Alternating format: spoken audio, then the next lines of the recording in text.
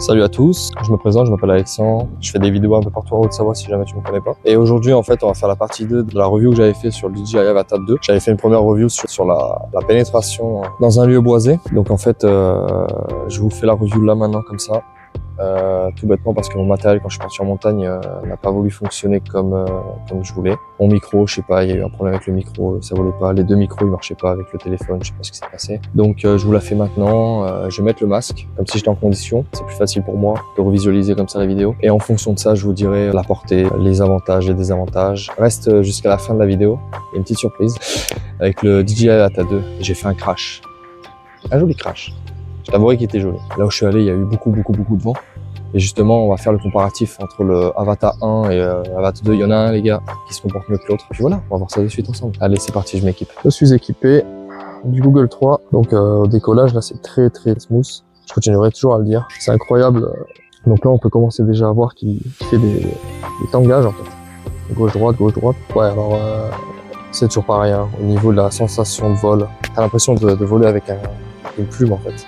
Par contre tu sens vraiment la légèreté aussi du matériel. Comme là il y a de fortes rafales de vent et tu vois qu'il est un peu en panique avec ce vent là. Donc en fait mon but là c'est monter tout en haut de la crête, longer tout le long de la crête. En termes de batterie aussi, bon bah il faisait froid. Mais la batterie descend assez rapidement comparé à d'habitude. Ici on a une grosse perte, une grosse perte de connexion avec l'Avata, mais même l'Avata 1 il a eu une perte là, au même endroit, exactement au même endroit, c'est normal. Je passe juste derrière un bout de colline, donc là on a bien vu la perte de connexion complète, hein. J'ai vraiment perdu, ça a vraiment freeze. J'ai mis un coup de gaz, je suis remonté avant de vraiment perdre. C'est voulu, hein, bien évidemment, c'est voulu que je plonge dans cette cuvette. Donc là on voit bien qu'il se balade, hein. L'Avata se balade complètement, il fait des gros gauche-droite. En termes de pilotage, nous on le ressent énormément. Sinon en termes de portée, on voit bien que on est à une distance de 1200 mètres, toujours en 60. Donc là-dessus, il n'y a aucun problème les gars. En FCC, bien évidemment, je suis en FCC, puisqu'en CE, bon bah, vide ridé. Donc là, vous voyez, on repère la connexion. Je passe derrière la montagne. Et là, c'est la RC cette fois-ci. Ce qui m'est pas arrivé avec l'Avata première génération. Donc on voit bien aussi que l'antenne de la contrôleur 2 est quand même mieux. Donc là elle me sort justement force du vent importante. Bien évidemment, c'était sûr. De toute façon on était aux alentours des 30 km/h de vent là. C'était assez compliqué à voler. Mais bon, ça se fait, ça se pilote. Bon ben voilà, on essaye de faire des plans quand même dans tous les cas. Mais alors par contre, en termes de sensation, c'est incroyable. Je vous jure que ça, par contre, ça, j'arrive pas, je pourrais pas lui enlever. C'est la sensation de légèreté, de suspension dans l'air en fait. Il a vraiment une aisance qui est inégalée en fait pour l'instant. Je parle toujours dans la gamme DJI les gars. Allez pas sortir un pavot ou autre chose. C'est une sensation qui est assez agréable, vraiment.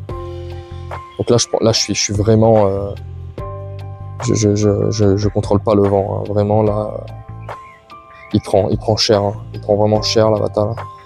Le vent, il me pousse vraiment littéralement. C'est lui qui contrôle mon Avata là, clairement. Je suis tout en train de jouer du joystick pour essayer de le garder équilibré, surtout en accro. Donc là, je monte, je prends des angles de vue. Voilà, ça cette vue magnifique. Donc là, je suis dans les hauteurs en fait des carreaux d'arrache. Et là, on voit ma batterie au bout de 5 minutes, même pas 5 minutes de vol. On est à 4 minutes de vol, même pas 5 minutes de vol, que ma batterie elle commence à prendre un star. Donc quand on vous dit 23 minutes, oui, c'est en condition vraiment optimale, où il n'y a rien qui se passe, c'est toujours pareil. C'est toujours la même chose en fait. C'est que dès que tu commences à un peu envoyer, là on voit que ça envoie là. Et alors il se conduit bien. Vous voyez là, je perds pas du tout de connexion dans la crique là. Pas une perte de connexion, rien du tout. C'est très agréable à piloter. je le redis et je le redirai encore. Il est d'une aisance. Pour l'instant, les points négatifs que je peux sortir là, comme ça, en long range, entre parenthèses, les gars, c'est pas vraiment du long range, mais t'as compris, pour le DJI, ça sera du long range. Le seul point négatif, voilà, c'est la radiocommande qui m'a fait une perte bizarre là. Alors que le drone, lui, est encore en réception. Vous voyez, cette fois-ci, ça a été le contrôleur qui a bugué. Mais sinon, à part ça, voilà, le vent aussi. Il prend le vent à mort. Deuxième petit vol pour le Avata 2.0, tu vois. Sur le deuxième vol, j'ai décidé d'attaquer la crête qu'on voit en haut là, et la descendre en faisant un petit dive pour voir un peu son comportement, justement en descente assez sportive. On va voir ce que ça dit. Là, il me sort force du vent important. Ouais, il me fait beaucoup bouger. Hein. Le vent me fait beaucoup bouger avec ce style de drone. Après, c'est des Cinewhoop, les gars, c'est normal, hein, c'est très léger, ça fait 400 grammes. Donc forcément, ça prend le vent à mort. Là, vous voyez, là j'ai lâché les gaz, il a mis du temps à redescendre. Et ça, c'est son défaut. Là, on va voir que je suis complètement sous l'emprise du vent, en fait, entre guillemets. On voit que mes trajectoires sont pas clean. Et pourtant, j'essaie de manier au mieux la RC. Mais on voit bien que j'étais complètement pris par le vent. Donc là, une petite perte, sans trop gravité, hein, 16. Donc là, je décide de remonter.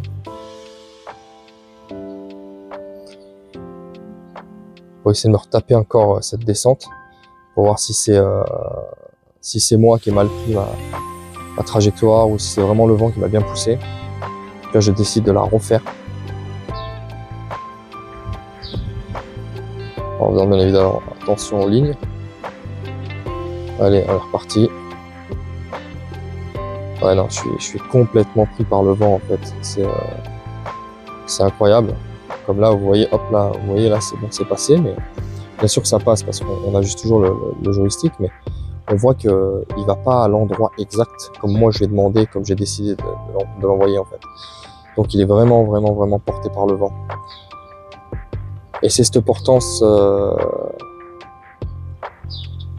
qui fait que l'Avata deuxième génération est, en conditions de vent est pas du tout optimale. Donc là je vais passer au test avec l'Avata première génération 1.0 et tu verras que le vol est complètement différent. Tu vas être surpris. Vraiment surpris. Donc il y a un truc que je peux remarquer de suite là, en mettant les Google 2 par contre, l'avantage qu'il y a pour les Google 3, c'est que effectivement, déjà elles sont plus agréables. Sur la tête, les Google 3 sont plus agréables sur la tête, ça c'est clair et net. Et deuxième point que je vois, et en fait le fait d'avoir la casquette est très bien, c'est qu'en fait je prenais un jour ici. Et là, le fait d'avoir la casquette, bah, ça fait du bien. Le fait de ne pas avoir le jour. Sur les Google 3, bah, j'ai pas de jour, donc c'est pas mal. Allez, c'est parti, petit décollage. On est parti.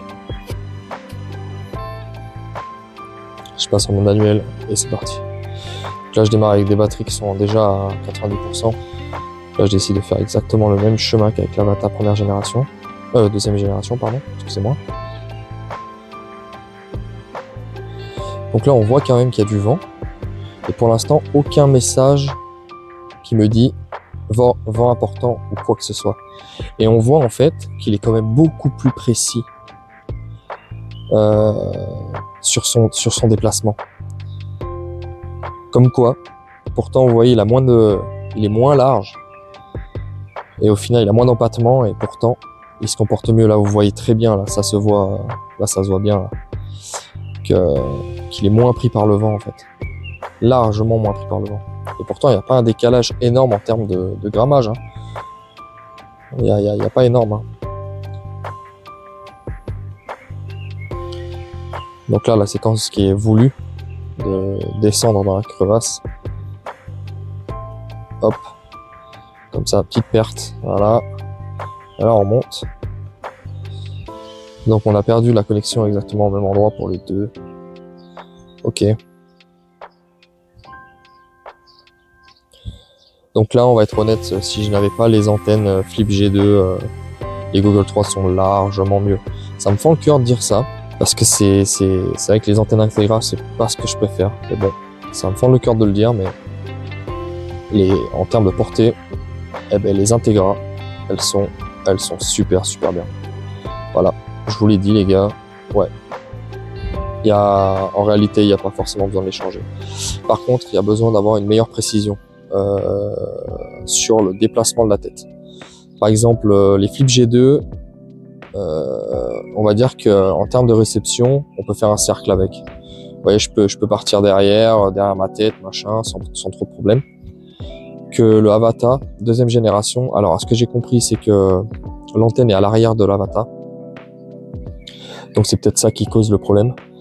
Mais en tout cas, je sais que quand je passe derrière ma tête, j'ai une portée qui est complètement réduite comparée aux premières générations. Sur les Google 2, j'ai des Flip G2, j'ai pas celle d'origine. Vraiment pas exceptionnel du tout d'ailleurs. Il y a quand même pas mal de monde qui les ont changés. Parce que bah voilà. Hein. D'ailleurs, c'est pas pour rien que sur les Integra ou sur les Google 3, on a des antennes les mêmes, exactement les mêmes, mais beaucoup plus grandes quand même. Ouais, là on voit qu'il est quand même moins porté par le vent, il y a pas à dire. Hein. Vraiment pas à dire. Il se déplace vraiment en aisance, quoi. Vous voyez là, c'est précis. Quand j'ai demandé de passer entre les dossiers, voilà, on voit bien que c'est précis là. Là, on voit qu'il n'y a aucun problème dans la précision. Là. Vous voyez? Là, il n'y a aucun souci. On voit qu'il est comme beaucoup plus précis. Il n'y a pas à dire. Ah, il est plus lent, par contre. Là, on le voit bien là qu'il est plus lent. Alors bien sûr, les deux sont en FCC. Hein. Eh bien, commencez pas à me dire, ouais, mais là t'es en CE, t'es pas en CE. Non, je suis en FCC les deux. Et là, on voit le vent. Hein. Là, on voit vraiment bien le vent. Hein. Vous voyez l'inclinaison du drone. Là, on voit le vent. Mais malgré ce vent, il se comporte quand même plutôt bien. Comparé aux deux, il n'y a aucune stabilisation sur les drones actuellement. Et on voit quand même qu'il est, voilà, il monte quoi. Il n'y a aucun souci. Il n'est pas pris il est pas porté par le vent comme l'autre. Alors pourquoi il a une portée du vent comme ça, l'Avata deuxième génération, je ne sais pas. Parce qu'il n'y a pas que le poids, les gars. C'est pas possible qu'il y ait que le poids, parce que par rapport il doit y avoir quoi? Ça n'a même pas 50 grammes de différence. C'est pas 50 grammes par rapport à un vent à 30 km/h qui va faire bouger un drone ou pas. D'accord? Ça, c'est pas possible. Donc, là, vous allez voir qu'il est quand même plus... Alors, lui, forcément, il a un centre de gravité qui est complètement déporté. Donc, bien sûr, tous les déplacements vont être plus lents et avec un déplacement beaucoup plus large, d'accord? Donc forcément, je prends pas exactement les mêmes trajectoires, ça va éviter de bouffer un arbre, ça serait cool. Mais malgré ça, vous voyez, on voit pas de vibration. On voit que c'est clean, ça tourne quoi. Il n'y a pas de souci, il n'y a aucun problème. Il y a une aisance à se déplacer. Vous voyez, je me permets même de faire des flips. Il y a pas un moment où il y a marqué sur mon interface, pas un moment il y a marqué force du vent important. Il arrive à mieux contrer le vent malgré ses moteurs, j'ai l'impression quand même moins puissants. J'ai quand même l'impression qu'il est moins puissant l'Avata première génération. Il n'y a pas à dire. En termes de batterie les gars, on voit bien que c'est la même chose en réalité. Franchement, quand on dit qu'il fait 23 minutes et l'autre 18, ouais, 18 à 23, c'est du foutage de gueule. Ça veut dire qu'en accro, tu gagnes 10 secondes, quoi. Et encore, ça dépend ce que tu fais. Parce que si tu fasses une figure, c'est terminé.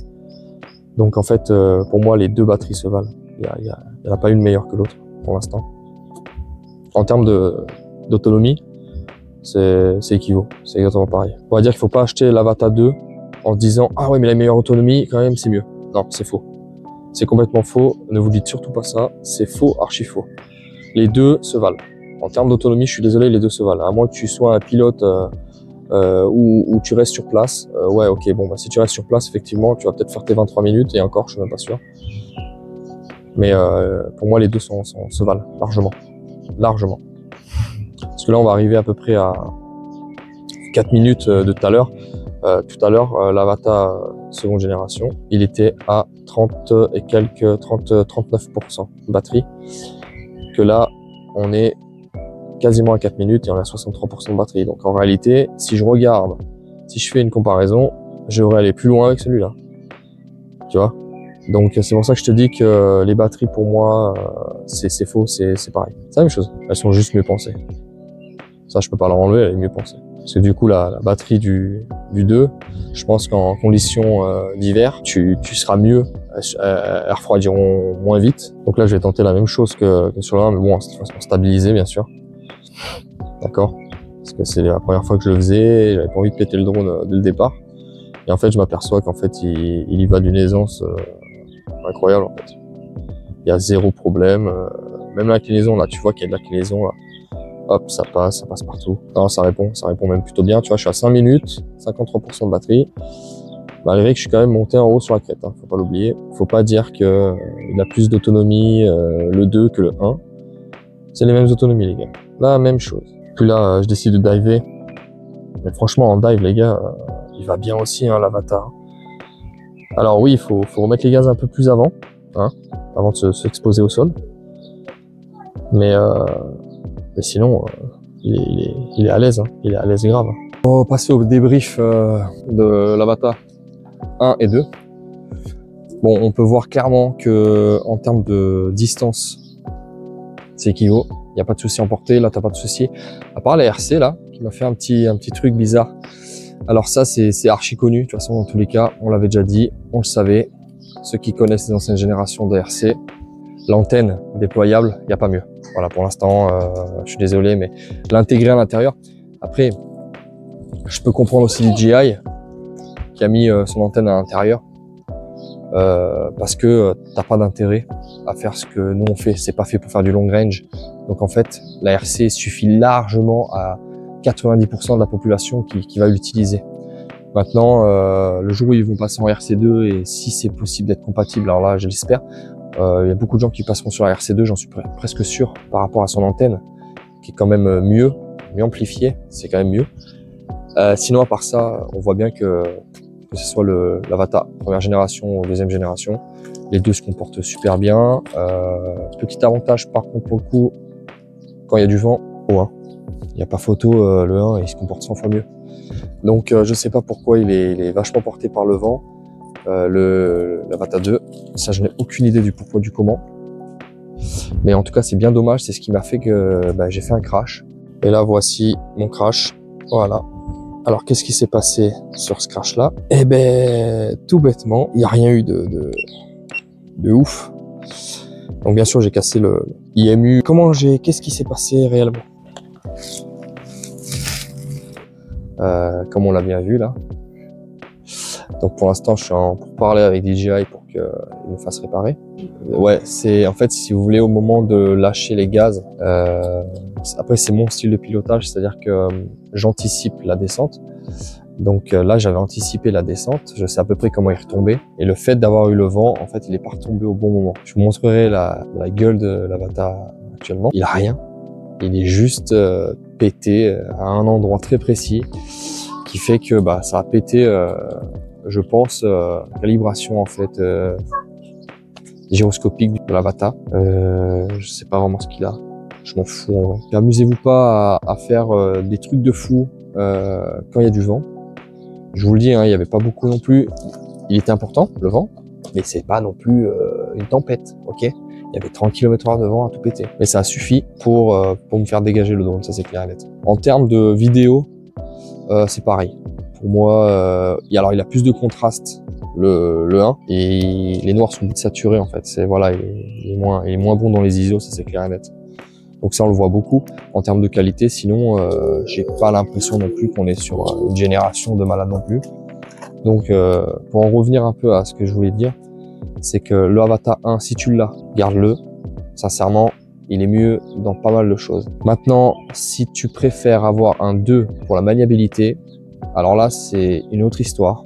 Si c'est pour la maniabilité, effectivement, le passer sur le 2 te changera la vie. Voilà. Si tu trouves que le 1, tu galères, qu'il n'est pas assez réactif pour toi, que machin, ouais, dans ce cas-là, bon, je vais te dire un truc, c'est change-le et prends le 2.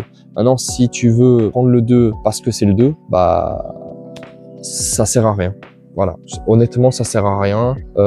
Clairement, parce que là, tu vois, tu viens de voir, si tu regardes ma première vidéo, ma seconde et ma troisième, en fait, tu vas t'apercevoir que le 2, il est bien, mais le 1, il est très bien aussi, en fait.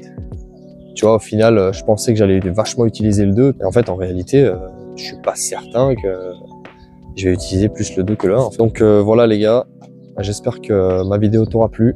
Si tu as aimé, tu likes. Si t'as pas aimé, tu dislikes. De toute façon, pour moi, ça changera pas grand-chose, j'ai envie de te dire. Si, ça changera que le fait que tu aies aimé ma vidéo, ça fait toujours plaisir, ça c'est clair et net. En plus, ça fait progresser la chaîne si tu t'abonnes. Ben, abonne-toi, mets la petite cloche pour savoir quand est-ce que la prochaine vidéo va sortir. Et puis, je te dis à la prochaine. Allez, ciao, ciao.